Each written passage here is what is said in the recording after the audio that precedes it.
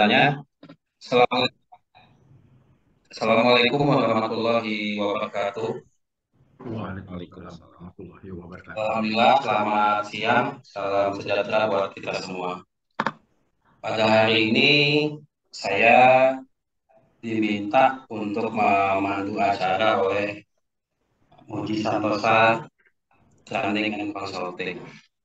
Bapak Ibu yang saya hormati, tema ini sebenarnya sempat tertunda ya Pak Muji dan Pak Muklis karena kesibukan kami dalam rangka untuk sertifikasi dan juga untuk pelatihan tenaga kerja menyiapkan syarat-syarat untuk menyiapkan sebuah badan usaha memiliki namanya SBU. Hari ini yang kita bahas adalah mengenai proses SBU itu apa, SBU itu bagaimana, dan bagaimana sih menjadi badan usaha yang memiliki SBU sampai dia berhak mengikuti pekerjaan konstruksi. Hari ini pemateri kita Bapak Ibu adalah Pak Benyamin. Beliau salah satu asesor yang ada di PT Sertifikasi Indonesia. Nanti beliau menyampaikan mengenalkan diri beliau. Saya kira itu Bapak Ibu pengantar dari saya untuk memandu acara ini. Saya serahkan waktu dan tempat kepada Pak Benyamin untuk mulai. Silakan Pak. Terima kasih. Baik, Pak. Baik, Pak Rudi.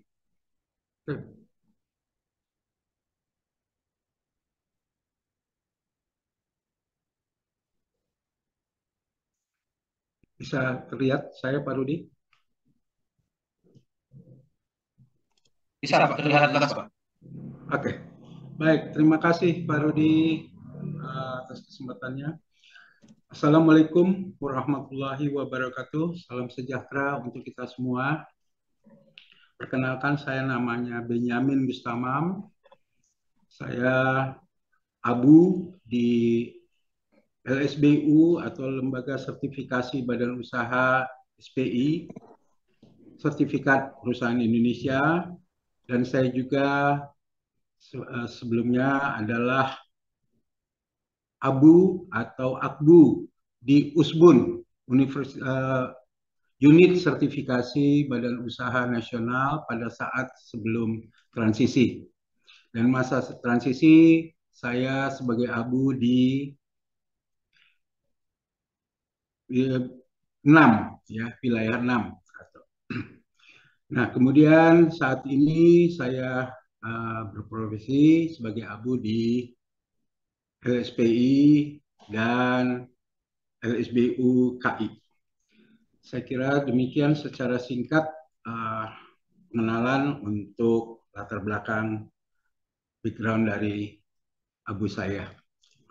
Baik Bapak Ibu sekalian, pada hari ini saya coba memberikan pemaparan pada dasarnya adalah bagaimana sertifikasi badan usaha itu dapat dilaksanakan mengacu kepada adanya perubahan-perubahan dari perizinan yang berlaku saat ini. Baik, kita mulai. Izin Pak Rudi di slide kedua. Baik. Sejalan dengan perubahan undang-undang yang mengatur tentang perizinan berusaha, diawali pada dasarnya tadinya di Undang-Undang Nomor 2 tahun 2017, di mana di Undang-Undang tahun 2017 itu dinyatakan bahwa itu adalah izin usaha jasa konstruksi.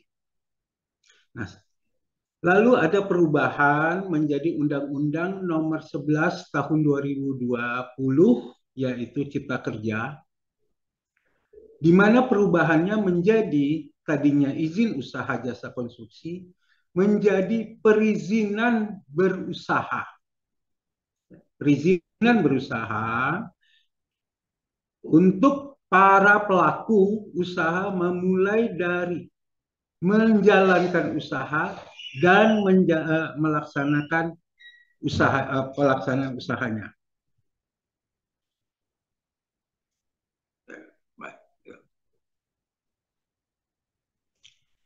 Baik, Pak. Jadi saya kira gimana bisa jelas? Jelas Pak. Lanjutkan dulu. Baik.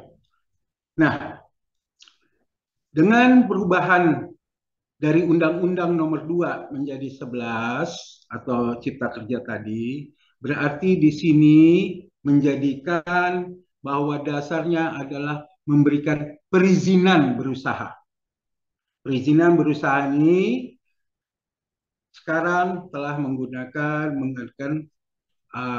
secara online terintegrasi dari SS. Nah, untuk pelaksanaan Undang-Undang Nomor 11 tahun 2022 itu terbitlah Peraturan Pemerintah Nomor 14 tahun 2021 bahwa Peraturan Pemerintah Nomor 14 ini itu adalah pelaksanaan perizinan, bagaimana perizinan itu diberikan kepada badan usaha, baik itu orang perorangan maupun badan usaha, untuk menyelenggarakan kegiatan jasa konstruksi. Jadi, pelaksanaan dari Undang-Undang Nomor 11 Tahun 2020 itu dijabarkan di dalam atau lebih didetilkan di dalam Peraturan Pemerintah Nomor 14 Tahun 2021. Nah, turunan dari Peraturan Pemerintah Nomor 14 Tahun 2021 ini untuk jasa konstruksi, khususnya jasa konstruksi, di mana di Undang-Undang 11 tahun 2020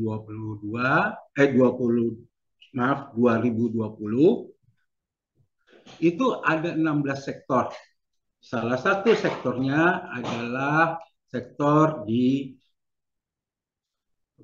PUPR atau di pekerjaan umum dan perumahan rakyat, khususnya di jasa konstruksi. Nah, untuk yang jasa konstruksi lebih dijabarkan atau lebih diturunkan yaitu di Peraturan Pemerintah Nomor 5 Tahun 2021. Secara garis besar dinyatakan bahwa perizinan berusaha itu diberikan kepada pelaku usaha untuk memulai menjalankan usaha atau kegiatannya. Kemudian perizinan berusaha berbasis risiko. Nah, saat sekarang perizinan berusaha itu mengacu ke berbasis risiko. Kemudian perizinan berusaha untuk menunjang kegiatan usaha atau PBM UMKU adalah legalitas yang diberikan kepada pelaku usaha untuk menunjang kegiatan usaha. Baik, secara umum saya akan mencoba merangkum daripada perubahan perizinan regulasi menyangkut perizinan berusaha. Izin Pak Rudi dilanjutkan slide-nya. Baik. Nah, kita lihat acuan normatif di awal itu adalah Undang-Undang Nomor 20 Tahun 2014. Di sini saya tidak akan membahas secara detail dari undang-undang atau regulasi ini. Namun nanti kita lihat, ini saya akan menjabarkan bahwa adanya perubahan regulasi ini yang menyangkut tentang perizinan berusaha tadi, sebagaimana yang dijabarkan di dalam PP Peraturan Pemerintah Nomor 5. Kemudian ada Undang-Undang Nomor 2 tadi, seperti ini, telah diganti menjadi Undang-Undang Nomor 11 Cipta Kerja pada waktu Undang-Undang Nomor 2 itu pelaksanaannya menggunakan adalah Peraturan Pemerintah Nomor 22 Tahun 2020 untuk pelaksanaan Undang-Undang Nomor 2.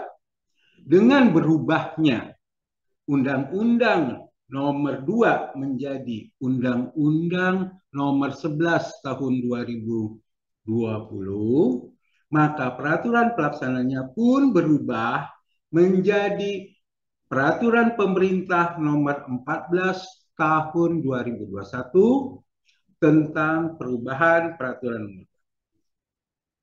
Lalu berikutnya adalah Peraturan Pemerintah Nomor 5 tentang penyelenggaraan perizinan berusaha berbasis risiko. Sebagaimana tadi disebutkan bahwa saat ini mengacu ke berbasis risiko. Dan selanjutnya, Pak Rudi, slide berikutnya. Nomor 2 aja, Pak. Bukan, nomor 2. Nomor 6. Ya, oke. Nah, peraturan pemerintah ini khusus untuk jasa konstruksi. Menteri PUPR atau Kerjaan Umum dan Perumahan Rakyat berawal menerbitkan Peraturan Menteri Nomor 6 Tahun 2021, yaitu tentang standar kegiatan usaha dan produk pada penyelenggaraan perizinan berusaha berbasis risiko sektor pekerjaan umum dan perumahan rakyat. Namun, ada perkembangan baru atau sejalan dengan harmonisasi, terjadi relaksasi, maka terbit Peraturan Menteri Pekerjaan Umum Nomor 8 Tahun 2022, yaitu menyangkut tentang tata cara pelaksanaan pemenuhan sertifikat standar jasa konstruksi dalam rangka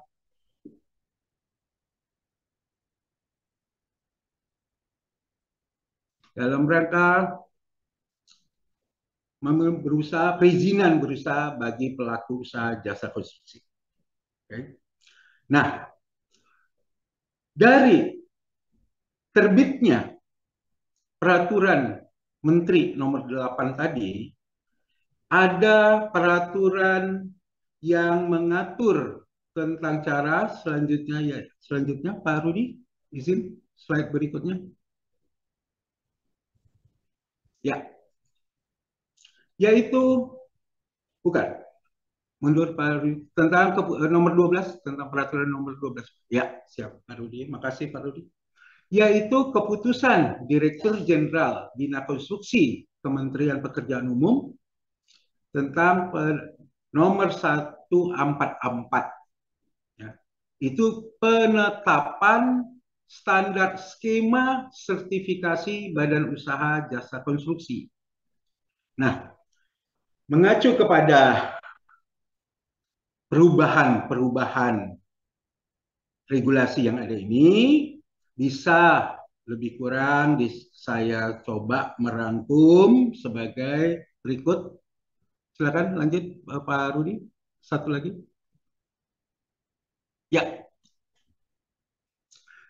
Dengan perubahan perizinan tadi, kita lihat saya bukan mengabaikan, tapi itu nanti silakan Bapak-bapak mencari atau menelitikan dari yang semula, ya artinya regulasi sebelum-sebelumnya. Nah, yang kita fokus sekarang adalah dari perubahan tadi yang menjadi, ya, sebagaimana tadi disebutkan bahwa sekarang diterapkan Peraturan Pemerintah Nomor 5 yang menjadi acuan, ya, perizinan berusaha dan pelaksanaannya di PP ini. Nah, yang lebih menarik dikatakan bahwa sekarang pemberian perizinan berusaha itu lebih gampang dan lebih mudah. Kenapa? bahasa lebih gampang dan lebih mudah. Pertama, telah menggunakan di sistem OSS yang terintegrasi. Nah, di sana yang tadinya memerlukan izin-izin usaha, termasuk IJK dan lain, sekarang cukup dengan mempunyai nomor induk berusaha, NIB. Jadi badan usaha dengan ini perlu membuat NIB atau nomor usaha. Lalu adalah komitmen pemenuhan sertifikat standar. Nah, nanti yang kita jabarkan berikutnya. Itu yang dikatakan persyaratan yang lebih memudahkan. Yang lainnya, yang tadinya pengurusan SBU itu ke LPJK melalui asosiasi yang telah diberikan kewenangan untuk melakukan verifikasi validasi. Sekarang,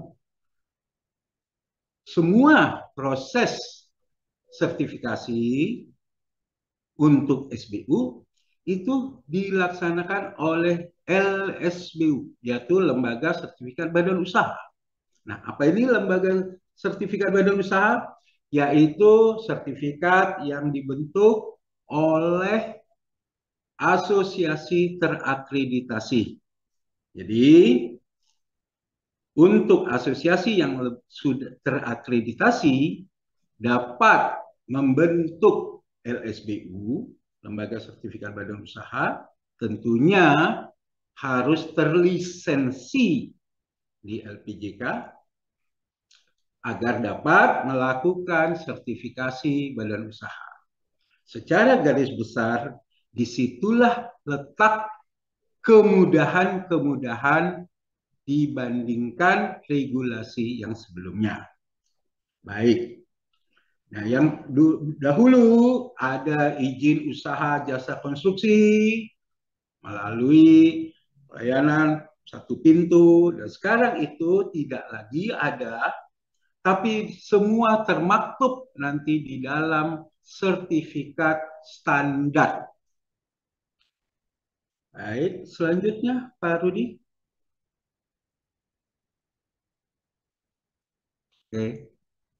Nah, penetapan kualifikasi yang dahulu ada klasifikasi kecil, K1, K2, K3, kemudian menengah, M1, M2, kemudian dahulu ada besar, B1, B2, sekarang lebih disingkat atau lebih dipadatkan menjadi hanya kecil, menengah, dan besar.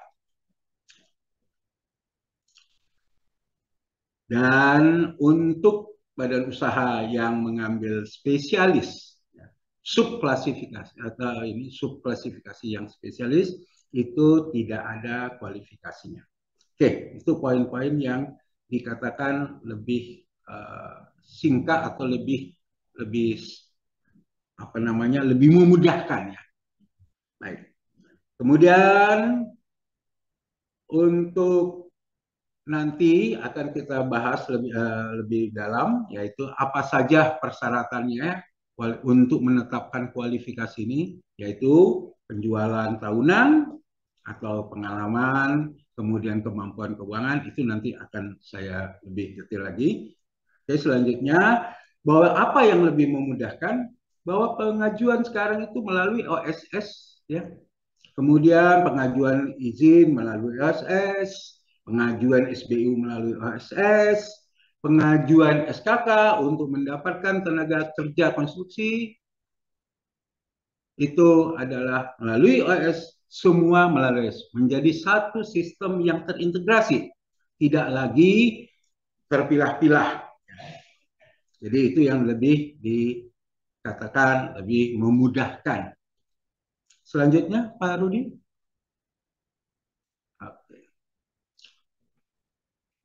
Pemilik SBU itu dengan atau SKK nanti setelah memiliki, ya seperti yang lalu juga melaporkan kegiatan usaha tahunan, dan itu prosesnya tanpa biaya. Nah, yang lebih ini bahwa izin nasional untuk asing, permintaan itu semua telah terakomodir melalui sistem terintegrasi yaitu OSS. Baik, dari hal ini bisa dirangkum bahwa tadi berbasis risiko, yaitu acuannya adalah KBLI. Izin selanjutnya, Pak Rudi. Oke. Perizinan berusaha yang berbasis risiko tadi itu berdasarkan KBLI. Benar, KBLI sesuai dengan waktu itu ada mulai dari KBLI 2015, 17. Namun saat ini digunakan atau yang diterapkan yaitu KBLI 2020. Nah, ini saya hanya memberikan bahwa untuk memilih dari atau menetapkan subklasifikasi yang diinginkan oleh badan usaha dalam pembentukan membuat mengajukan sertifikasi SBU-nya, sertifikat badan usahanya, itu berdasarkan KBLI 2020. Baik, selanjutnya Pak Rudi. Nah, sebagaimana tadi saya sampaikan bahwa perizinan berusaha di sektor PUPR itu secara garis ada 3, jasa konstruksi, sumber daya air.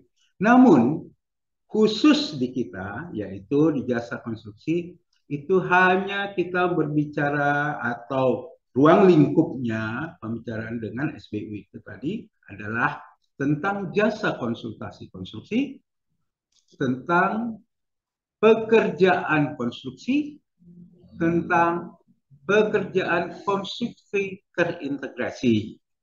Nah, ini mengacu ke tingkat risiko, maka bahwa perizinan berusaha penunjang itu adalah SBU, kemudian tentu dipersyaratkan adanya SKK, sertifikat kompetensi kerja, kemudian registrasi untuk BUSIK asing. Nah, semua itu diproses sekarang sebagaimana tadi disebutkan. Untuk SBU itu diproses di LSBU, yaitu Lembaga Sertifikat Badan Usaha, yang dibentuk atau yang dibangun atau yang dibuat oleh asosiasi terakreditasi.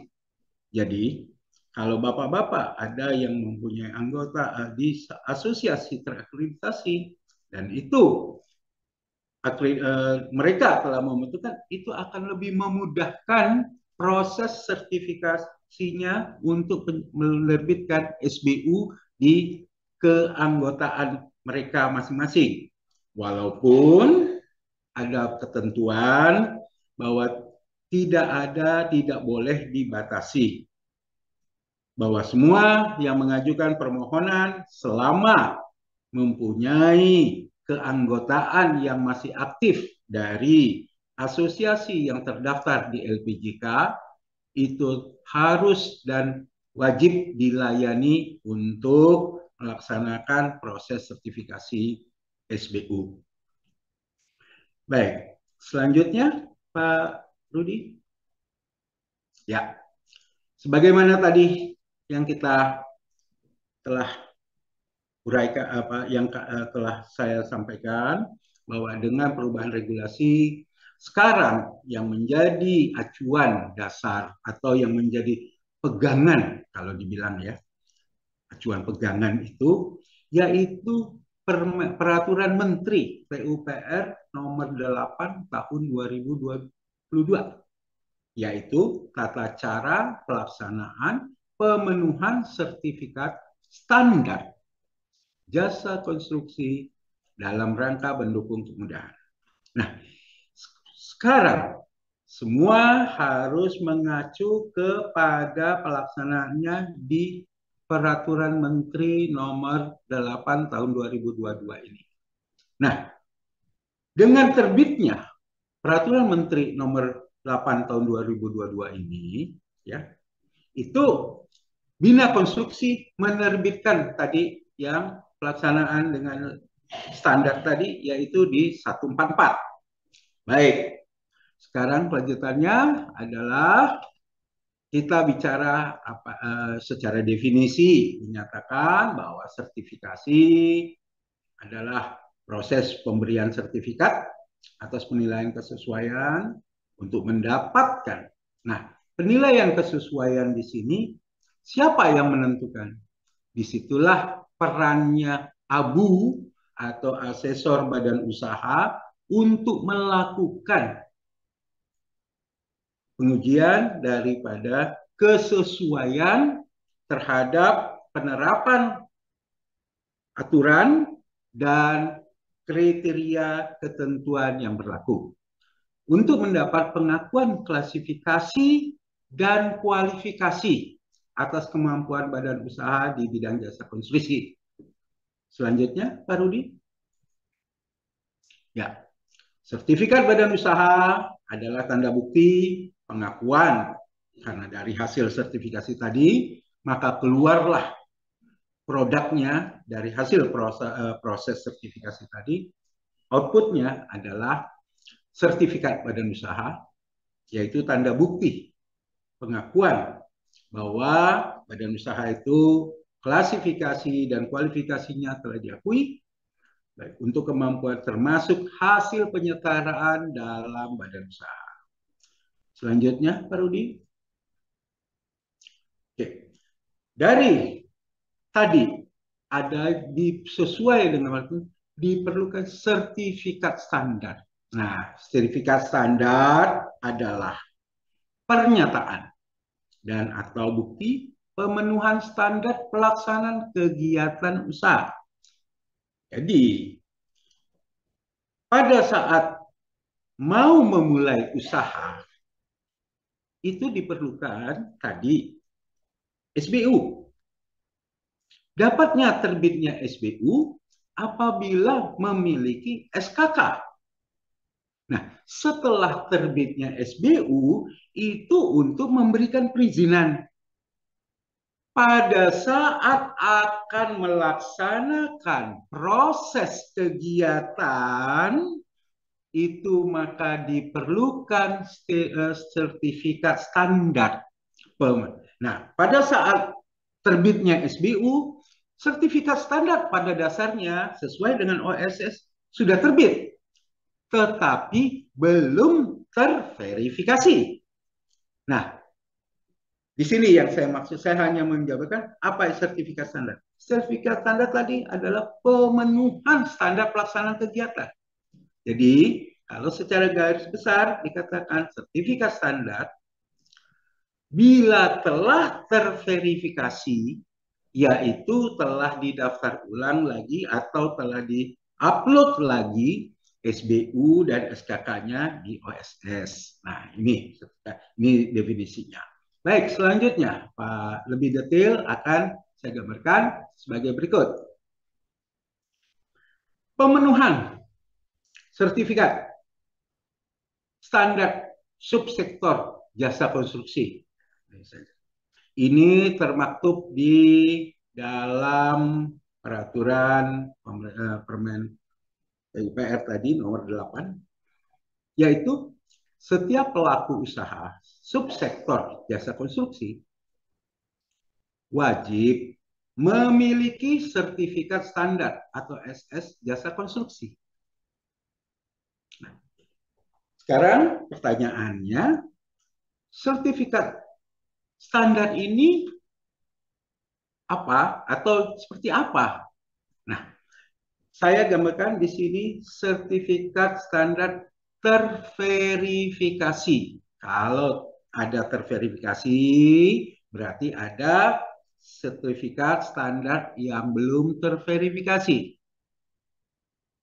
Oke, sekarang kita mulai dari bahwa adanya sertifikat, bagaimana mendapat sertifikat standar tadi, ya.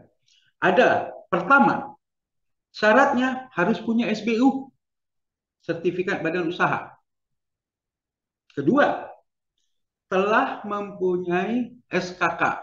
bahasa di sini SKK atau dimaksud adalah SKK ini sertifikat kompetensi kerja karena dipersyaratkan di dalam di peraturan tadi dalam 144 menyatakan SBU itu ada 3. 1, PJBU, penanggung jawab badan usaha, tenaga ahlinya itu ada 1 PJBU. Kedua, PJTBU, penanggung jawab teknik badan usaha. Ketiga adalah PJSKBU, penanggung jawab subklasifikasi. Nah, ini yang termaktub di dalam SKK. Berarti itu telah. Nah, sebagaimana tadi sesuai regulasi, saya sampaikan bahwa SBU sekarang diproses atau dilakukan di LSBU, Lembaga Sertifikasi Badan Usaha dari asosiasi terakreditasi. Tentunya yang telah terlisensi. Begitupun untuk SKK. Baik itu tadi untuk jenjang dulu bahasanya tingkat terampil SKT. Dulu dikatakan SKA, sertifikat keahlian. Sekarang itu semua dikatakan dalam jenjang. Mulai jenjang 1 sampai jenjang 9. Nah, jenjang 9 sebagai gambaran saja itu sama ekuivalennya adalah dulu SKA tingkat utama. Jenjang 8 SKA Madya. Jenjang 7 itu muda. Kemudian 6 SKT tingkat 1. Ya, ini gambaran umum saja. Baik, saya hanya memberikan bahwa tadi pada saat pengajuan SBU itu tentu terpenuhi SKK-nya, ya. Tentu harus ada PJT-BU dan harus ada PJSK-BU, ya kan? Dan itu semua diproses yang telah terlisensi. SBU-nya diproses di LSBU terlisensi, SKK-nya diproses di LSP, Lembaga Sertifikat Profesi Terlisensi. Nah, bila telah terbit SBU tadi, maka secara otomatis di sistem OSS yang terintegrasi itu sebenarnya telah keluar sertifikat standarnya. Namun belum terverifikasi. Nah, untuk bisa terverifikasi itu harus dilakukan upload. Salah satu dokumennya adalah SBU tersebut, kemudian SKK yang disebutkan ke mana? Di PB Umku, di OSS tadi, untuk dapat terlakukan supaya sertifikat standarnya terverifikasi. Itu secara umum. Baik, selanjutnya Pak Rudi. Nah, sekarang tadi kita bicara bagaimana untuk mendapatkan SBU. SBU itu ada permohonan baru, perpanjangan ini ya dan perubahan. Kemudian sekarang sebagaimana tadi saya sampaikan, sekarang melalui sistem OSS ya, IPB Unku itu di mana? Ajukan ke LSBU, Lembaga Sertifikat Badan Usaha dari asosiasi yang telah terakreditasi. Baik. Baik. Nah, demikian. Jadi secara garis besar apa yang diperlukan yaitu data penjualan tahunan, kemudian data kemampuan sebagaimana. Nah, selanjutnya Pak Rudi izin secara garis besar. Oke.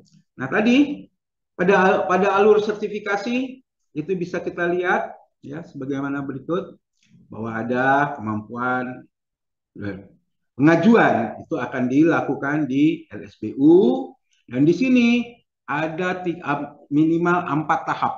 Tahap pertama yaitu peninjauan, tahap kedua adalah abu atau di assessment, tahap ketiga adalah pemutus, kemudian tahap keempat adalah apakah diterbitkan atau tidak diterbitkan. Baik, selanjutnya Pak. Jadi pada dasarnya sertifikasi badan usaha mengacu kepada alur tadi, yaitu ada 4 tahapan, yaitu proses permohonan, kemudian pembayaran, verifikasi, validasi, dan selanjutnya Pak Rudi. Nah, dari hasil apabila ini contoh saja, ini saya hanya memberikan contoh ya. Kalau yang di masa LPJK, masa SG, bahwa sertifikat badan usaha itu seperti ini, ya. Ini hanya contoh saja, saya tidak akan membahasnya. Kemudian di belakangnya, lanjutkan Pak Rudi. Sorry, di belakangnya ada ya, saya tidak ini. Oke. Nah, harusnya di belakangnya ada, tapi ini saya. Baik, sekarang bentuk daripada SBU itu dengan melalui proses ini seperti ini, Pak. Jadi berbeda ya, berbeda bentuknya, format daripada SBU yang lalu, yang masa era atau saya katakan era atau masanya LPJK ya, itu dengan sekarang dengan sistem OSS itu berbeda bentuknya. Namun pada dasarnya ini itulah sama sertifikat badan usaha. Oke, selanjutnya Pak Rudi, sebagaimana tadi yang saya sebutkan ya dari SBU yang sudah terbit itu ada yang namanya standar sertifikasi. Itu sertifikat standar itu belum terverifikasi dan nanti menjadi yang telah terverifikasi. Nah, ini secara garis besar saya berikan gambaran seperti itu. Oke, selanjutnya Pak Rudi. Baik, untuk sertifikat kompetensi kerja, sebagaimana tadi, tetap prosesnya melalui permohonan, verifikasi, biaya sertifikasi kerja, pelaksanaan uji kompetensi kerja, dan penerbitan ini dilaksanakan di LSP, Lembaga Sertifikasi Profesi yang telah terlisensi. Saya berikan gambar. Oke, selanjutnya Pak ini. Ya, sertifikat kompetensi yaitu adalah bukti pengakuan seperti tadi juga kalau sertifikasi badan usaha itu akan keluar SBU, kemudian sertifikat kompetensi kerja itu adalah bukti pengakuan kompetensi tenaga kerja konstruksi atau TKK. Oke, selanjutnya.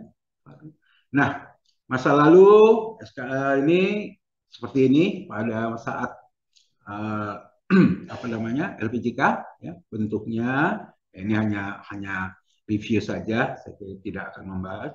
Kemudian berikutnya di belakangnya ya akan lebih kurang segini, ini untuk SKT ya. Kemudian selanjutnya untuk SKA-nya, keahliannya dulu masa LPJK seperti ini ya. Di belakangnya selanjutnya seperti ini. Nah, saat ini telah menjadi bentuknya sesuai dengan itu SKA sekarang bentuknya standar. Bahwa SKT ya dulu istilahnya SKT atau sekarang mulai jenjang 1 sampai jenjang 9 bentuk sertifikat atau kompetensinya akan sama seperti ini. Tinggal saja nanti memberikan. Jadi standarnya sama. Jadi bentuk dari SKA yang sekarang kita sebut bukan SKA lagi, SKA SKT, tapi sekarang SKK ya. Itu akan sama sama semuanya sertifikat kompetensinya. Oke, selanjutnya Pak Rudi. Nah, ini ada dua halaman atau dia di ini belakang satu lagi halamannya seperti ini ya. Ini hanya contoh-contoh, saya hanya memberikan contoh ya. Baik, kemudian selanjutnya adalah lisensi lembaga. Ini tadi saya hanya memberikan bahwa untuk sertifikat badan usaha itu kepada LSBU yang telah terlisensi. Nah, khusus contoh untuk ini. Nah, kemudian untuk yang LSP yang seperti. Baik, sekian saya kira sudah terakhir, sudah ini yang bisa saya sampaikan.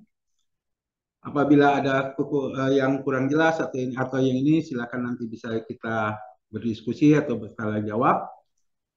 Saya akhiri. Assalamualaikum warahmatullahi wabarakatuh. Baik, terima kasih Pak Ben atas penjelasannya. Singkat, jelas, padat, dan tentunya saja yang kita perlukan adalah tanya jawab dari teman-teman di MTSC para peserta webinar hari ini. Silakan Bapak Ibu kalau ingin bertanya silakan raise hand atau menuliskan di kolom chat.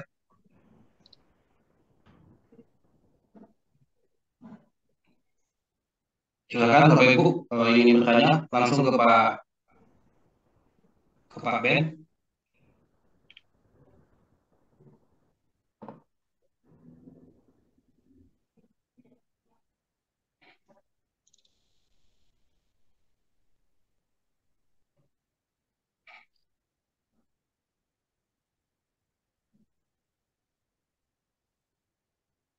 Baik, sambil menunggu pertanyaan nih Pak Ben.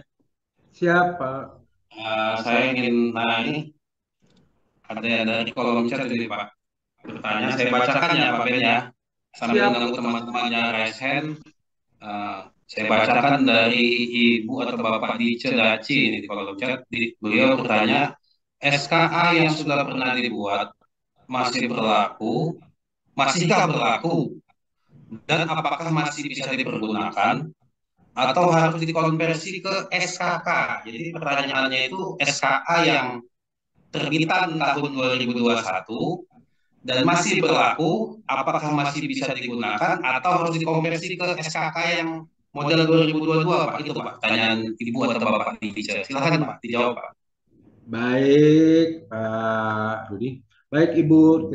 Saya coba memberikan penjelasan bahwa ada surat dari LPJK yang menyatakan masih bisa berlaku untuk tender sampai 31 Desember kemarin ya, 2020. Namun, pada dasar walaupun berlaku, sebaiknya itu dikonversi atau diinikan kepada SKK ya yang sekarang agar lebih. Satu, kenapa? Pertama, SKA yang model SKA yang lalu, yang dulu, itu kan masa berlakunya 3 tahun ya Bu. Nah, kalau sekarang SKK ini berlaku 5 tahun. Contohnya di contoh Pak Rudi, contoh yang SKK ya, di situ berlaku 5 tahun. Ya. Nah ini, jadi kalau penggunaannya sampai dengan 31 Desember untuk pengadaan barang dan jasa, ini mengacu di regulasinya LPJK atau ini, itu masih berlaku Bu, selama SKA-nya masih hidup. Namun dalam praktik, nah ini nanti bapak-bapak di LKPP atau inilah ya, saya sebut apa namanya ya bukan saya sebut atau apa namanya ini dalam pengadaan tender ini itu kan punya apa namanya penilaian tersendiri. Nah itu saya tidak bukan ranah saya ya. Itu nanti ditanyakan kepada regulasinya yang sana ya. Nah, namun secara regulasi di LPJK yang menerbitkan SKK, nah ini yaitu masih berlaku. Namun sarannya lebih baik dikonversi ke SKK yang baru. Saya kira demikian, Bu, yang bisa saya sampaikan. Baik, makasih Pak Ben. Mungkin ada ingin bertanya lagi langsung saja ke Pak Ben, langsung raise hand atau lewat kolom chat.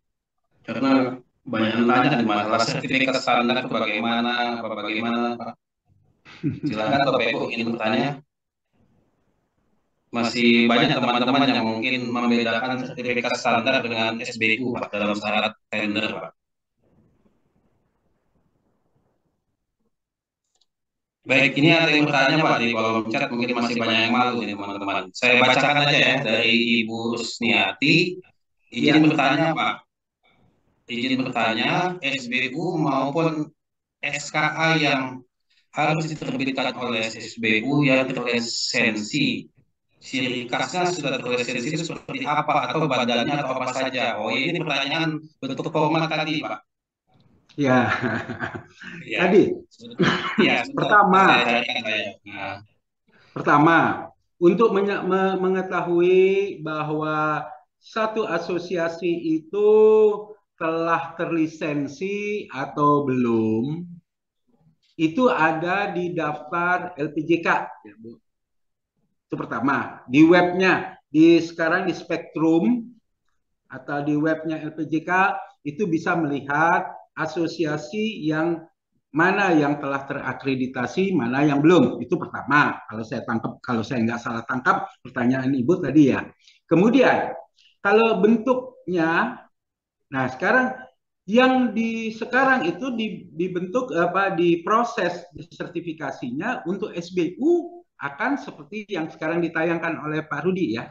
Nah ini melalui OSS yang prosesnya sertifikasi melalui LSBU, Lembaga Sertifikat Badan Usaha dari asosiasi yang terakreditasi. Satu contoh untuk Perkopindo ini ya, bukan ini contoh saja, contoh. Perkopindo memiliki LSBU yang telah ini yaitu LSBU, Lembaga Sertifikat Badan Usaha, SPI ya, sertifikat dari sertifikasi pengusaha Indonesia, perusahaan Indonesia.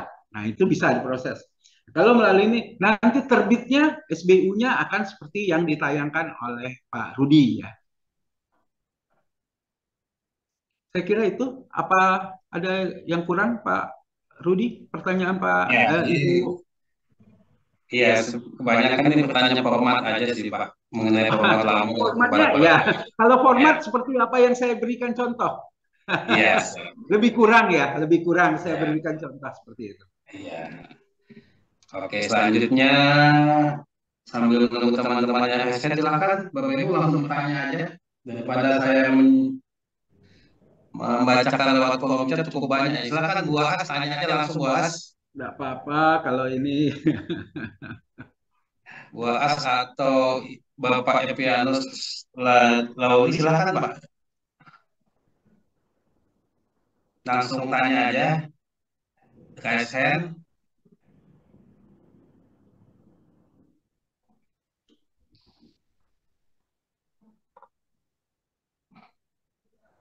Baik, saya bacakan aja Pak lagi Pak. Pertanyaannya mungkin Baik, masih, baik. masih sungkat ini. Saya bacakan dari Ibu Aas ini. Bagaimana cara cepat dalam mencari kualifikasi penyedia dalam KBKI? Sering kesulitan dalam pencarian kata kunci tidak ditemukan. Ini mengenai KBLI ini Pak. Yang kedua, saya rangkum juga pertanyaan dari Pak Epianus Lauli, bagaimana kalau SBU mati pemasukan penawaran, terus dia baru urus, apakah dia berhak menandatangani kontrak? Oh, jadi gini Pak, dia SBU-nya mati mau ikut tender Pak.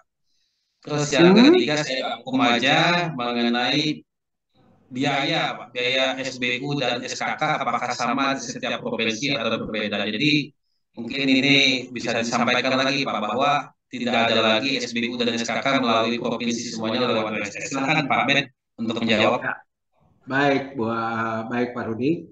Ya, Bu As, saya coba ya. Tadi yang pertama tentang KBLI ya, kalau saya tidak salah. Ya, Pak Rudi. Iya, betul Pak, dengan KBLI. KBLI. Iya. Ya, jadi begini Bu As, sama seperti yang lalu, bahwa yang dimaksud di dalam KBLI ini adalah ruang lingkupnya. Ya, di KBLI itu yang ini. Ah, ya. Ini adalah ruang lingkup kerja. Hanya sekarang pengajuannya per subklasifikasi. Jadi bukan lagi contoh ya untuk yang umum ya, saya ambil umum gedung ya. Gedung itu ada BG001. Nah, di KBLI-nya itu karena memang konstruksi itu adalah kodenya 4 ya. Nah, untuk gedung itu 1, untuk sipil itu 2. Jadi 41011 itu adalah kode KBLI untuk menunjukkan yang ruang lingkup kerjanya BG001. Ruang lingkupnya. Nah, jadi yang paling simpelnya, bukan simpel, mohon maaf. Maksud saya begini, bisa dikelompokkan begini. Untuk KBLI jasa konstruksi itu dimulai kodenya 4. Nah, kemudian untuk gedung, jadi 4, digit berikutnya kan dia ada 5 digit, Bu. Nah, digit pertama 4. Digit kedua untuk gedung itu 1. Kemudian untuk sipil 2. Jadi kalau 41 itu bukan pasti ya, itu untuk kode KBLI gedung. Kalau 42 itu untuk sipil. Kan kita bagi 2, bangunan gedung dan bangunan sipil. Dan ada satu lagi 43. 3 untuk terintegrasi atau spesialis. Jadi hanya ada 3 kelompok, 41, 42, 43. Lalu selanjutnya itu 2 digit pertama, karena dia semuanya 5 digit, bahwa 3 digit berikutnya itu nanti disesuaikan dengan subklasifikasi yang ada di KBLI. Mungkin itu yang bisa saya berikan gambaran ya Bu ya. Nah, untuk 41011 itu BG01. 41012 itu untuk BG2 dan seterusnya ya, itu lebih kurang demikian tadi yang tentang KBLI. Yang kedua tadi pertanyaannya Pak Rudi. Iya Pak, ini sebenarnya pertanyaannya lebih kepada untuk panitia Pokja. Dia menanyakan SBU mati. Ya, SBU mati kan tidak bisa ikut ini Pak. kalau itu di luar ranah, bukan, itu di luar ranah saya.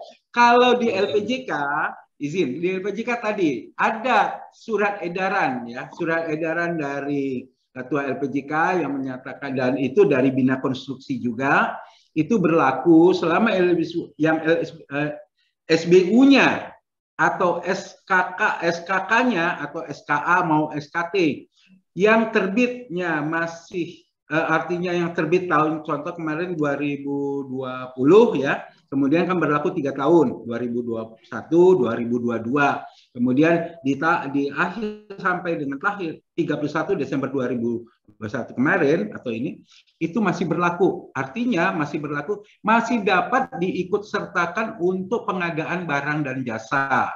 Tapi kembali lagi, ada regulasi yang saya di luar ranah saya ya, di luar ranah saya. Tadi ada yang menyatakan Pinpro atau Pokja atau ini ada mempersyaratkan. Kami mempunyai anggota pernah seperti itu. Dilampirkan adalah yang pada dasarnya yang sudah ini Pinpro-nya atau Pokja-nya ini mempersyaratkan, oh tidak bisa, harus yang seperti ini. Nah itu memang dalam praktik di lapangan saya ada terjadi. Ini hanya case ya, case, tapi tidak bisa, bukan menjadikan suatu acuan. Mohon maaf, itu hanya anu saja. Baik, demikian Pak Rudi. Baik, ini ada juga Pak tadi yang bertanya mengenai biaya pengurusan SBU dan SKK, Pak. Apakah sama di setiap provinsi? Jadi mungkin masih banyak teman-teman yang bahwa SBU dan SKK sekarang itu sudah melalui SS, jadi tidak ada lagi melalui provinsi.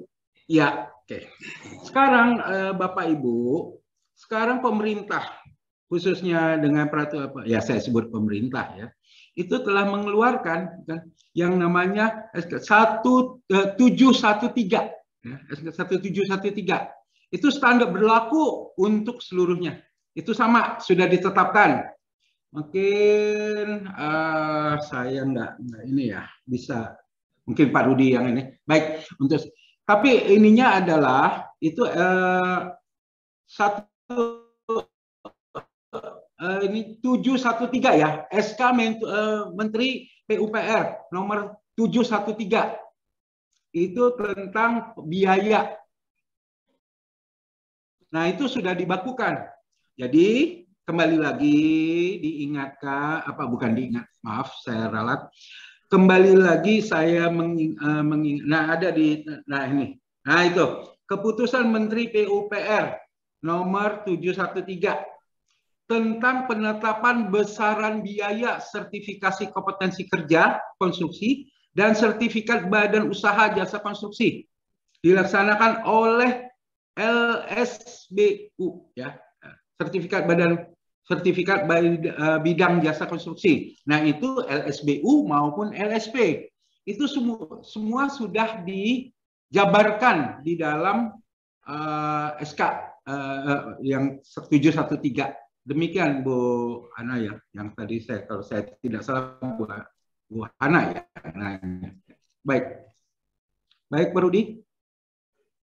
Baik Pak, ini banyak sekali yang malu-malu. Silahkan aja Bapak Ibu langsung raise hand, langsung bertanya langsung kepada Pak Bonyamin. Ini saya bacakan terus di kolom chat ini Pak. Gak apa-apa, silakan Pak. Siapa Pak Rudi yang ini, yang mana yang bisa ini? Nah, ini saya bacakan lagi Pak ya, karena masih ada yang malu-malu ini.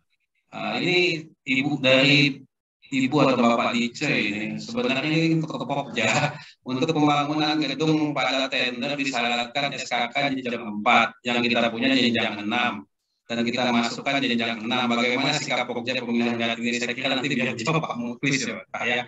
Ini bukan ranah kita. Baik, kemudian ada lagi dari izin Pak Rudi, Pak Rudi. Itu kalau secara di Permen 8 atau SK itu yang dipersyaratkan jenjang 4 kan minimal, kalau ini dia masukkan jenjang di atasnya boleh. Kalau boleh, ini boleh aja. Di SBU boleh ya. Boleh. Namun di Pokja di luar ranah saya. Iya, jadi untuk ini dia hanya menyebutkan tender, Pak. Kita nggak tahu ini tender kecil atau menengah, yang jelas hanya disyaratkan jenjang 4, kemudian dimasukkan jenjang 6. Apakah boleh, Pak? Kalau dari segi aturan gimana, Pak? Boleh, Pak ya? Di luar ranah saya. Oke, jadi itu tergantung Pokja, Pak ya? Ya, itu kewenangannya Pokja. Oke, baik. Ini Pak ada lagi Pak dari Ibu Sniati. Bertanya, batasan kepemilikan SBU maupun SKK itu setiap orang tuh ada batasnya dan dasar hukumnya apa? Terima kasih. Jadi itu Pak pertanyaan dari Ibu Rusmiati mengenai batasan kepemilikan SBU ataupun SKH atau SKK batasannya. Baik, saya mulai dari SBU Pak.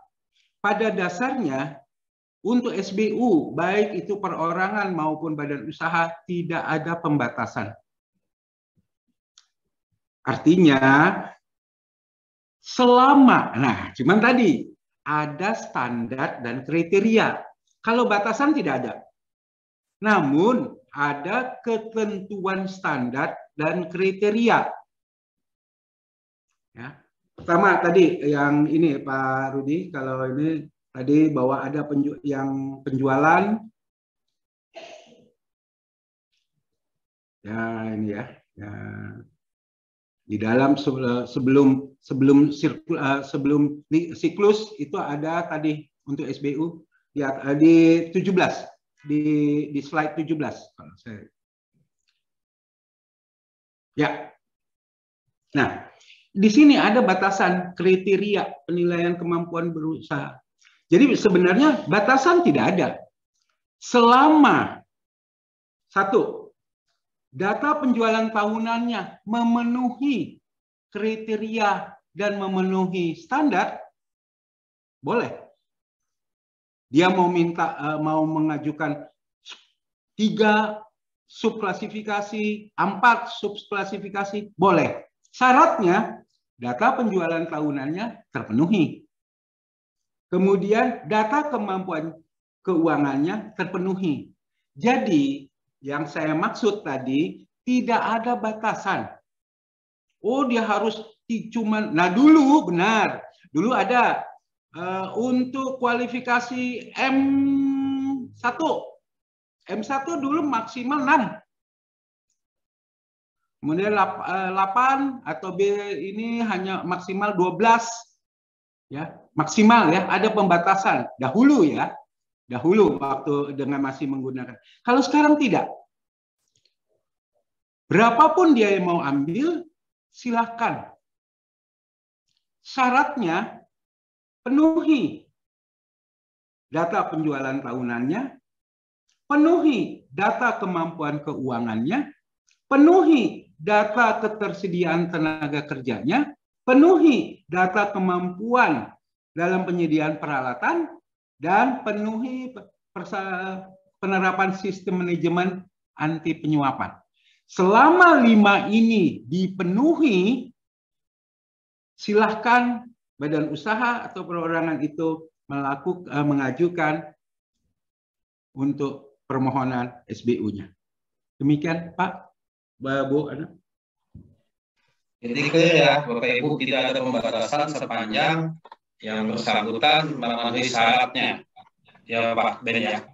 Betul Pak, betul Pak Rudi. Oke, saya lanjutkan lagi. Ini banyak sekali Pak di kolom chat ini Pak. Kayaknya malu-malu kalau bertanya Pak Ben, langsung scan aja sebenarnya ini. Baik, saya lanjutkan aja nih. Ada Pak Adi bertanya, izin bertanya untuk SBU yang sudah terbit ketika kita cek pada sistem sikipu.go.id. Ternyata status SBU-nya sudah pembekuan dan pencabutan kode, apakah masih sah SBU-nya ketika mengikuti tender? Saya kira ini mudah saja Pak. Namanya sudah dicabut kan tidak sah lagi, gitu aja. Ya, saya kira jawabannya sudah dicabut ya, jangan diikuti. Artinya, saya lanjutkan aja Pak.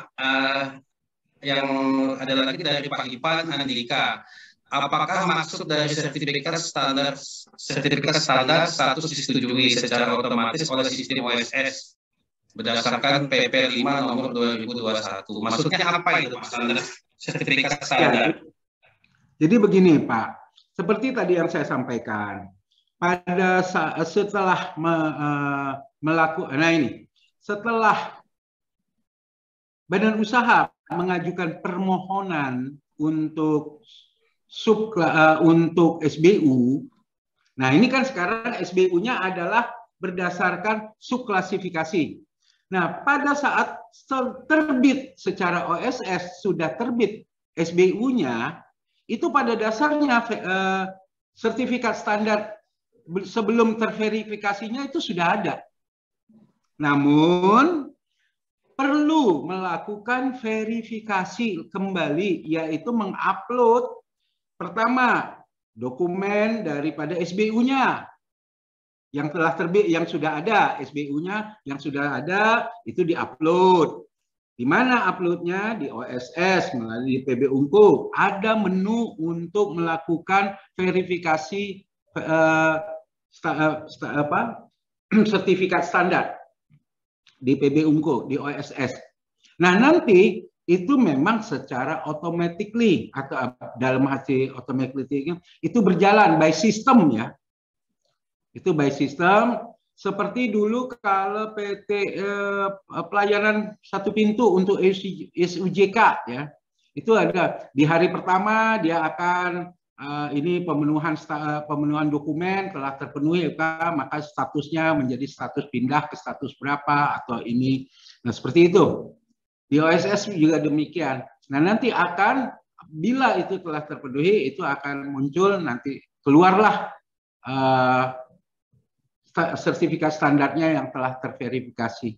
Secara garis besar seperti itu, Pak, Ibu, siapa tadi, Ibu? Atau Bapak yang bertanya? Baik, ya, seperti itu, Pak Rudi. Ya, jadi gini Bapak Ibu, Pak Ipan, setelah terbit SBU dari LSBU terrealisasi tadi, sebenarnya sudah terbit Pak sertifikat standarnya.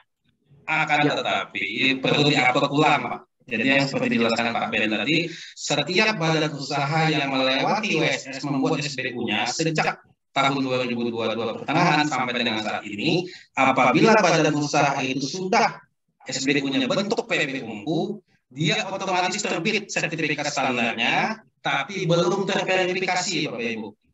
Nah, untuk terverifikasi disampaikan Pak Ben tadi adalah diupload aja lagi SBU sudah terbit dari LSBU tadi, diupload ulang ke dalam WSS. Ya Pak Ben ya? Ya, betul Pak. Betul. Maksimal 30 hari sudah terbit Bapak Ibu. Dan bagaimana kalau mau ikut tender dengan SBU dan sertifikat standar yang belum terverifikasi pun boleh ikut tender. Begitu Pak ya? Dengan syarat, dengan tadi diberikan bukti telah mengupload. Iya, nah, telah dilakukan upload untuk verifikasi, tapi sudah diupload, namun belum terverifikasi. Betul. Nah, itu sesuai dengan SK 144 dinyatakan itu boleh ikut untuk pelayanan pengadaan barang dan jasa. Jadi clear Pak Ipannya, SBU yang sudah belum terverifikasi boleh ikut tender Pak. Dengan syarat sudah buktikan dengan dia mengupload. Ya, jadi gitu Pak ya. Clear Pak ya. Terima kasih. Nanti saya lanjutkan lagi. Kalau ada yang bertanya, silahkan Bapak Ibu atau Pak Moklis atau suhu kita yang ingin bertanya nih. Masih ada cukup waktu kita Pak, masih 20 menit. Mungkin ada yang ingin ditambahkan Pak Ben, karena saya temui di daerah Pak. Kebetulan saya juga kan pelaku Pak, dan teman-teman badan usaha itu bertanya, mohon maaf Bapak Ibu, banyak yang baru mengetahui kewajiban sertifikat standar, padahal yang disyaratkan di Permen PUPR itu adalah sertifikat standar ketika dia memulai kegiatan berusaha. Jadi Bapak Ibu mohon ketika dia berkontrak, dia harus ada sertifikat standar. Jadi itu Pak Ben ya. Iya benar Pak. Kalau dia ikut tender, cukup sertifikat badan usahanya saja Bapak Ibu yang sudah diupload di dalam sistem belum terverifikasi. Jadi ini Pak ya membedakannya. Ketika dia ikut tender Bapak Ibu, saya tegaskan lagi, SBU-nya adalah SBU PPMU yang sudah diupload ke dalam OSS menjadi sertifikat standar yang belum terverifikasi. Ketika dia berkontrak sudah di tangan BPK, hasil tendernya, hasil lelang itu diserahkan ke BPK, badan usaha itu harus sertifikat standar Bapak Ibu sesuai Permen PUPR 8/2022. Jadi yang diwajibkan ketika dia berusaha melakukan kegiatannya adalah sertifikat standar. Jadi clear Bapak Ibu ya. Itu yang sering jadi fenomena Pak. Kenapa kok cuma SBU saja? Padahal ini regulasinya sudah jelas diwajibkan sertifikat standar ketika dia melakukan kegiatan usaha. Jadi kegiatan usahanya adalah berkontrak Bapak Ibu. Jadi clear Bapak Ibu ya. Ya, Pak. Supaya jelas. Silakan Bapak Ibu ada yang ditanyakan lagi?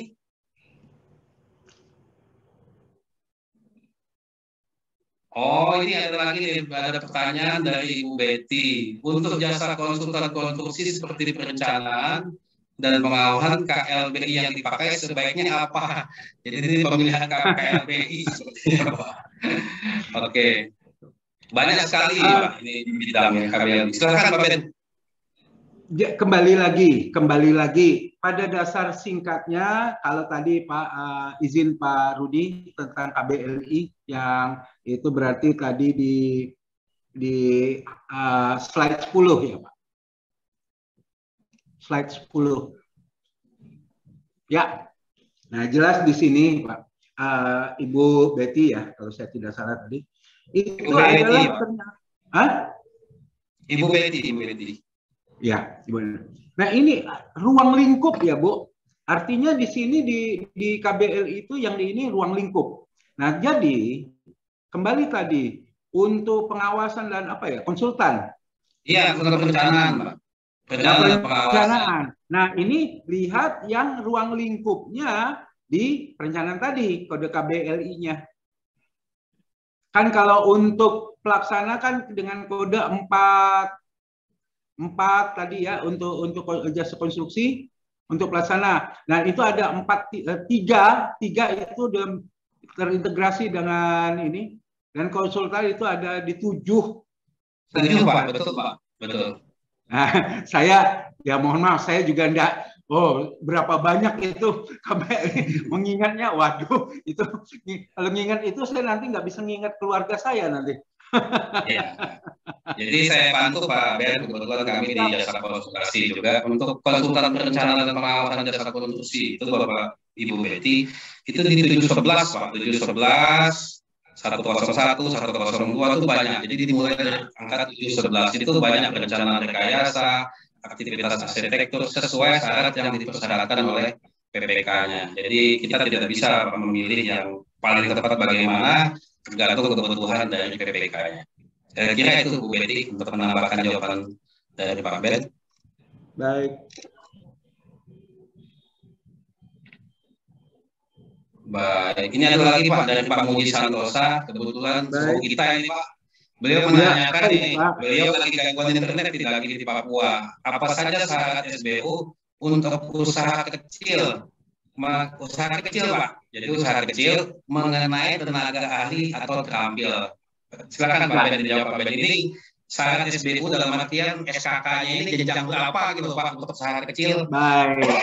Apakah jenjang 456, 489? Silakan Pak Ben. Baik Pak. Baik Pak Muji, terima kasih. Siap, saya coba untuk ini ya Pak.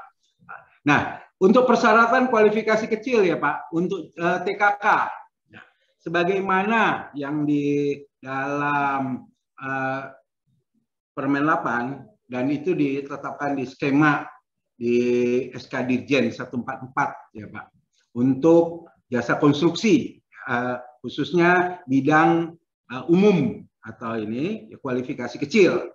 Nah, di sini disebutkan kalau untuk TKK itu minimal PJT.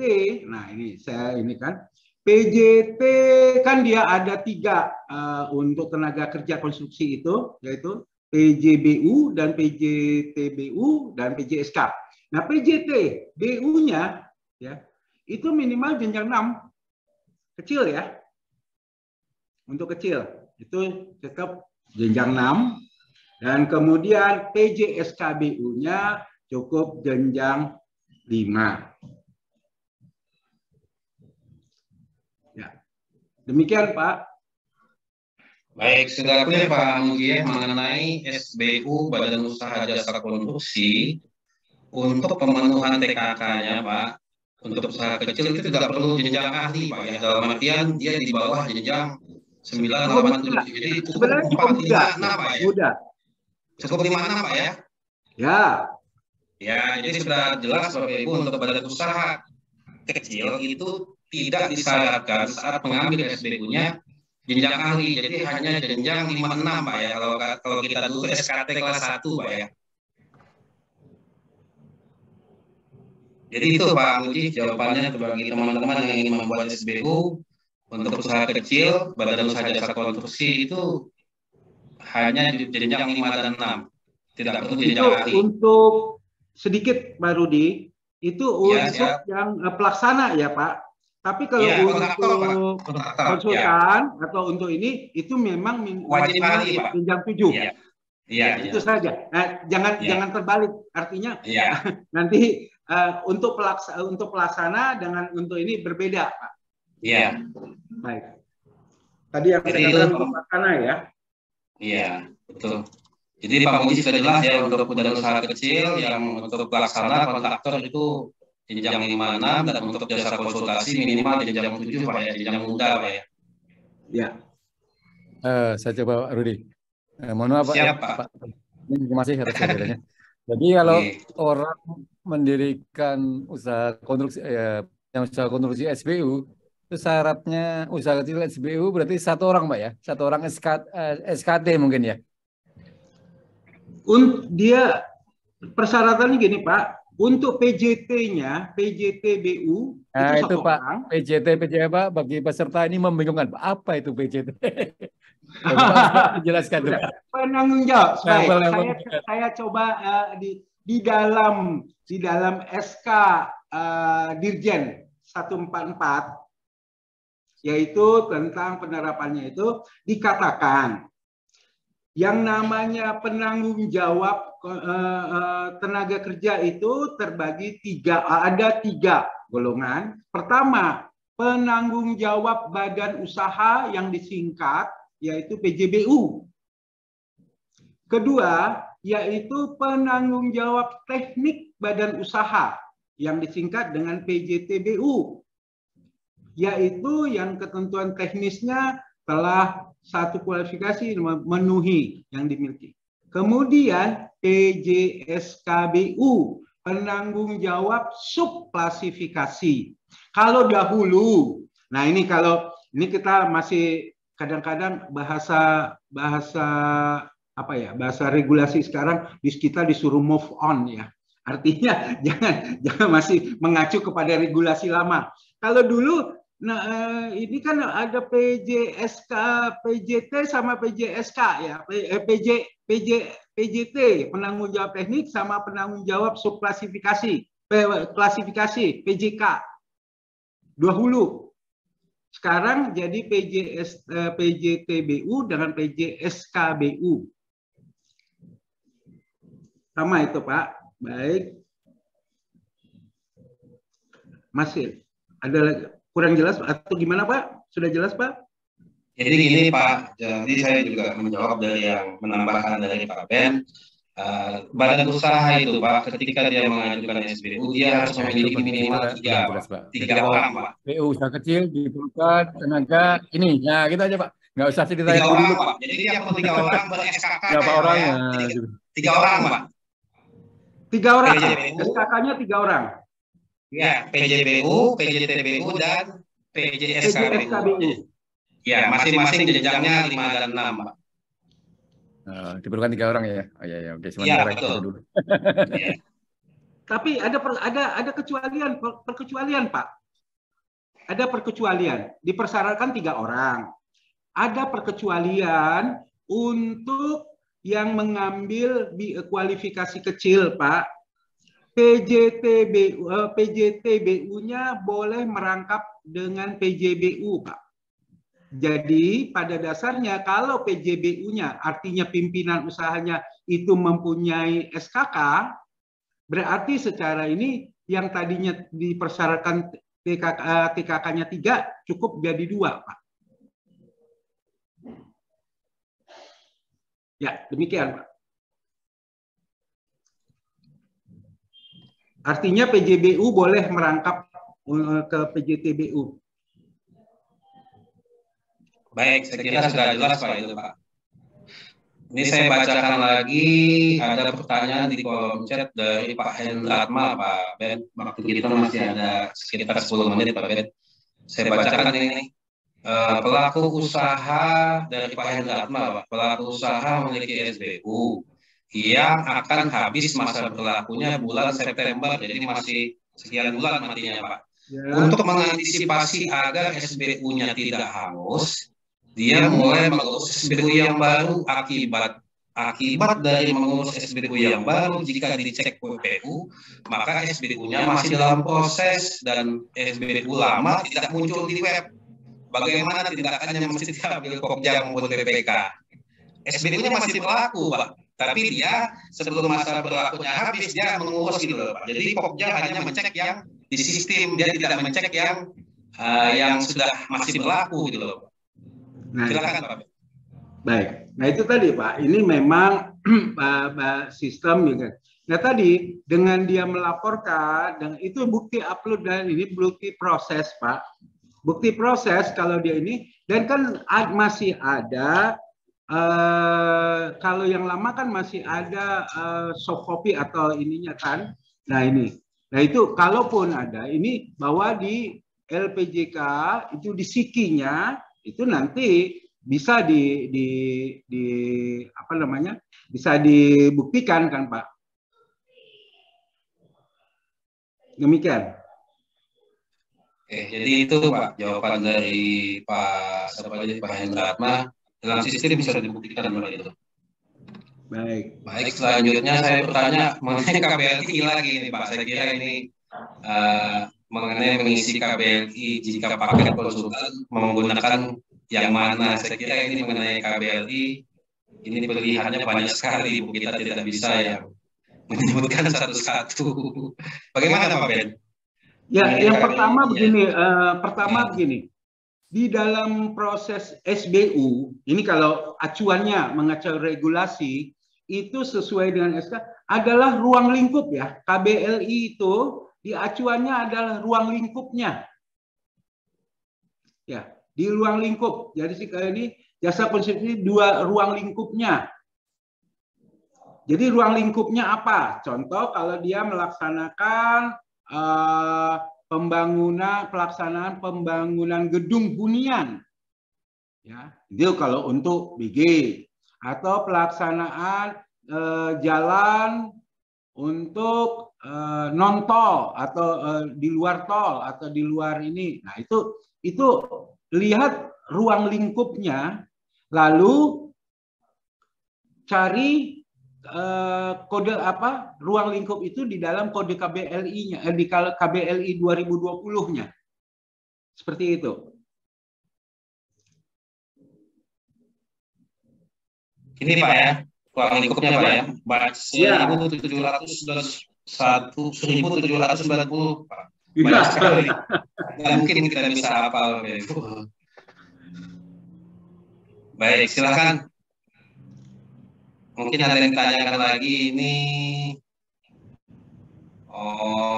Menanyakan lagi Pak Muji, banyak SBU usaha kecil yang tidak dapat bisa diperpanjang karena penyedia tidak memiliki tenaga kerja yang memadai sesuai syarat minimal. Apakah benar demikian? Jadi gini Pak, ini Pak Muji menyampaikan sebuah rumor atau isu. Banyak usaha kecil yang tidak bisa memperpanjang dikarenakan tidak memiliki TKK yang memadai. Apa betul demikian, Pak?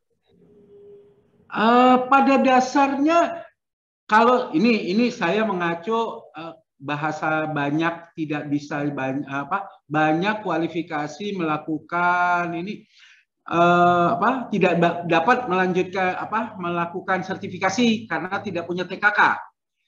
Kalau saya mengacu data yang di LSBU, tidak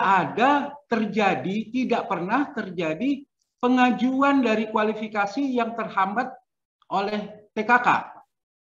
Karena rata-rata mereka sudah dapat menyiapkan TKK-nya. Jadi kalau mengacu data, satu contoh, satu fakta, di LSBUKI itu 90% itu kualifikasi kecil pengajuannya. Itu semua TKK-nya ada. SBU-nya udah terbit lebih kurang dari total ini 90% itu kualifikasi kecil. Jadi saya tidak tahu kalau kalau mungkin pertanyaan Pak Muji bahwa badan usaha kualifikasi kecil mengalami kesulitan mendapatkan TKK-nya. Nah, ini kalau itu benar, jangankan kualifikasi kecil, kualifikasi besar juga banyak yang sulit mendapatkan TKK. Demikian, kalau itu benar, Pak. Baik, jadi saya bisa menambahkan apa yang disampaikan ditanyakan Pak Muji tadi. Tidak ada kesulitan Pak dalam proses SBU atau SKK. Yang menjadi kesulitan adalah badan usahanya yang tidak memiliki TKK ber-SKK. Sebenarnya Pak, ini di seluruh daerah sudah ada LSP Pak. Jadi kekhawatiran itu sudah kita mentahkan sejak 2 tahun yang lalu, di mana LPJK meminta asosiasi profesi untuk membuat cabang di seluruh provinsi di Indonesia Bapak Ibu. Jadi sampai ke kabupaten kota. Jadi tidak mungkin lagi kalau yang badan usahanya tidak memiliki SKK, tenaga kerjanya itu sangat tidak mungkin Bapak Ibu. Dan syaratnya juga sangat mudah. untuk jenjang 5, 4, 5, 6 cukup SMK saja dan biayanya juga tidak mahal. Saya pikir ini hanya alasan yang dibuat-buat Pak Muji. Jadi SKK itu sangat mudah sekarang dan sistemnya OSS dan ditegaskan tadi hanya 15 hari sudah terbit Pak. Jadi kami lakukan asesmen di asosiasi kami di Pertamin, ada tenaga kerja di bawah badan usaha, dia mau mendapatkan SKK langsung kita sertifikasi itu mudah saja 15 hari langsung terbit Pak. Jadi saya pikir itu sudah tidak ada lagi Pak pertanyaan kesulitan SKK. Tinggal kontraktornya atau badan usahanya mau tidak meng-SKK tenaga kerjanya. Saya kira itu Pak Muji untuk menjawabnya. Terima kasih.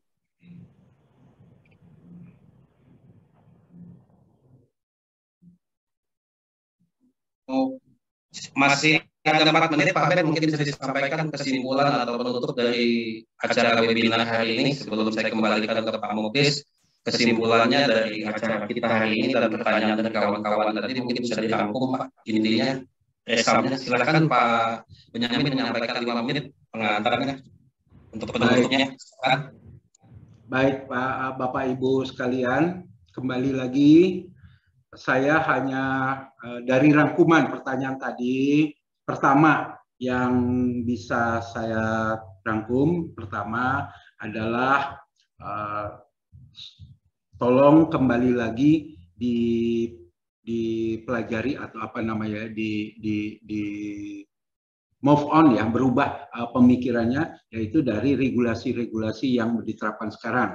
Ya, pada dasar acuannya adalah di Permen 8 atau SK 144.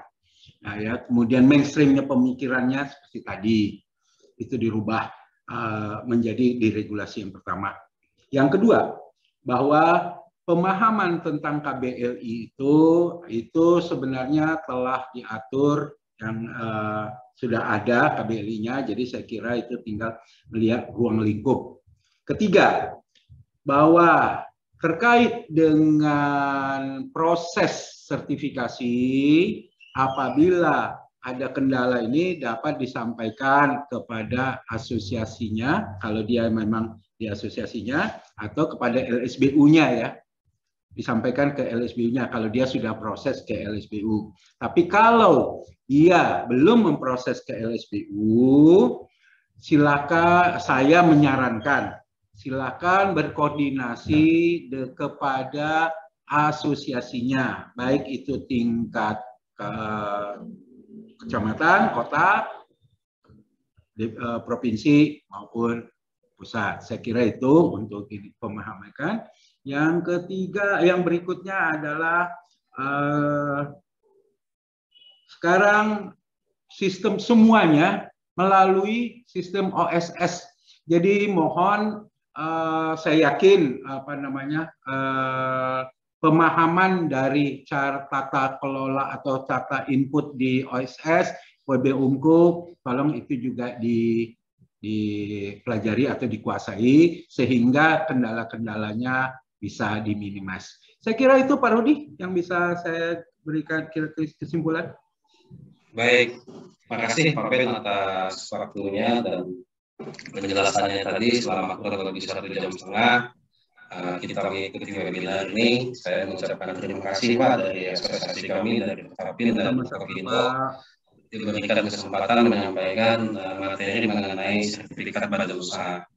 Tadi mungkin banyak Pak yang mungkin dengan keterbatasan waktu mengenai sertifikat kompetensi kerja, karena ini merupakan syarat juga sebagai untuk mendapatkan SBU. Mungkin di lain waktu Pak kita bisa menyampaikan kepada teman-teman MS di Muji Santosa begitu mudahnya mendapatkan SKK itu Pak Muji. Nanti mungkin di lain waktu, mungkin di bulan depan kita akan memberikan materi khusus mengenai SKK. Jadi supaya lebih tajam lagi, karena banyak pertanyaan tadi juga membahas mengenai SKK. Saya kira itu Bapak Ibu sekalian, mohon maaf kalau ada kekeliruan.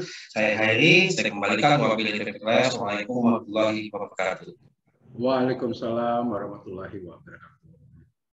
Terima kasih Pak Rudi, terima kasih Pak Muji, terima kasih Bapak-Bapak sekalian.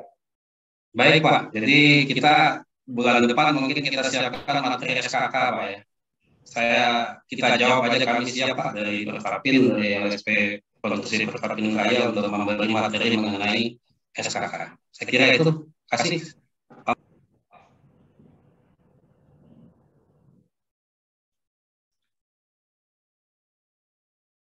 Ibu, ini tadi presentasi mengenai SPU dari Pak Rudi dan Pak Benyamin. Semoga bermanfaat bagi kita semua. Sampai jumpa nanti hari Jumat ya, Hari mengenai Jumat, Pak Muji. pengadaan Ya. cara hari pengadaan cara Hari lok Jumat. semen Ya. jalan ya dan denda kinerjanya. Hari Ya. Jumat ya, Jumat ini. Terima Ya, kasih. Pak Muji. Baik, Pak Muji, terima kasih. Pak Rudi, Pak Benyamin, luar biasa. Baik, Terima kasih. Pak Muji. Ya, ya, saya selalu. Bapak Ibu mengingatkan, sampaikan Pak Muji tadi terkait dengan hari Jumat 26 Mei pembangunan jalan secara long segmen dan denda kinerja. Silakan nanti bergabung di jam yang sama, jam 14 waktu Indonesia Barat. Baik Bapak Ibu, terima kasih telah mengikuti webinar kita pada hari ini. Sehat selalu dan mohon maaf jika selama kegiatan tadi ada gangguan. Saya akhiri. Salam pengadaan. Wassalamualaikum warahmatullahi wabarakatuh. Waalaikumsalam. Terima kasih Pak Benyamin, Bapak Ibu semuanya, Bang Rudi. Terima kasih Pak. Terima kasih Pak Rudi, pamit. Ya, Siap. terima kasih. Ya.